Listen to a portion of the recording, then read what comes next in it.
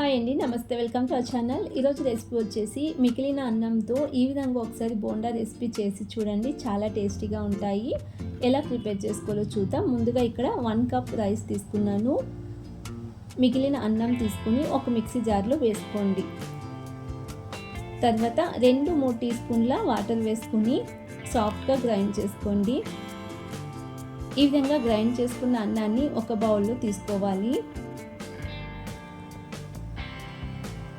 తర్వాత చిన్నగా కట్ చేసుకున్న ఉల్లిపాయ ముక్కలు వేసుకుంటున్నాను. అలాగే కొద్దిగా కొత్తిమీరను కూడా చిన్నగా కట్ చేసి వేసుకోండి. అలాగే కరివేపాకును కూడా ఈ విధంగా కట్ చేసి వేసుకొని 2 పచ్చిమిర్చిని ఈ విధంగా చిన్నగా కట్ చేసి వేసుకోండి. చిటికెడు పసుపు, రుచికి సరిపడా సాల్ట్ వేసుకుంటున్నాను. తర్వాత చిటికెడు ఇంగువ వేసుకోవాలి. అలాగే 2 టీ స్పూన్ల బొంబాయి రవ్వ వేసుకుంటున్నాను. తర్వాత 2 టీ స్పూన్ల పెరుగు వేసుకోండి. వీటన్నిటిని వేసుకుని ఒకసారి బాగా మిక్స్ చేసుకుందాం. వాటర్ వేసుకోకుండా ఈ విధంగా బాగా మిక్స్ చేసుకోండి. ఇలా మిక్స్ చేసుకున్న అన్నాన్ని పక్కన పెట్టుకోవాలి. చూడండి, ఈ విధంగా మిక్స్ చేసుకోండి. తర్వాత ఒక చిన్న బౌల్ తీసుకొని 1 కప్ శనగపిండి తీసుకుంటున్నాను.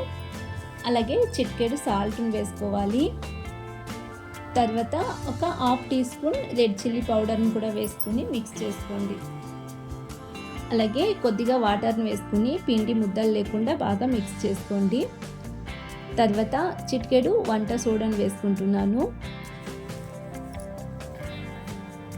ఈ విధంగా వేసుకుని బాగా మిక్స్ చేసుకోండి. ఇలా మిక్స్ చేసుకున్న ఈ శనగపిండిని మేము ఇందాక కలిపి పక్కన పెట్టుకున్న అన్నాన్ని చిన్న చిన్న బాల్స్గా తీసుకుని ఈ శనగపిండిలో బాగా ముంచి ఈ విధంగా డిప్ చేసి డీప్ ఫ్రై చేసుకోవాలి.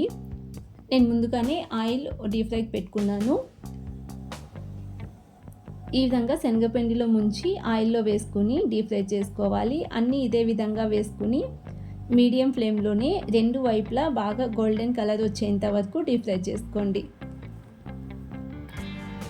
ఈ విధంగా 2 వైపులా తిప్పుతూ బాగా డీప్ ఫ్రై చేసుకుని స్టవ్ ఆఫ్ చేసేసుకుని ఒక బౌల్లో సర్వ్ చేసుకుంటే వేడి వేడి బోండా రెడీ అండి. మార్నింగ్ టిఫిన్కైనా చేసుకోవచ్చు, ఈవినింగ్ స్నాక్స్కైనా చేసుకోవచ్చు. చాలా చాలా టేస్ట్గా ఉంటాయి.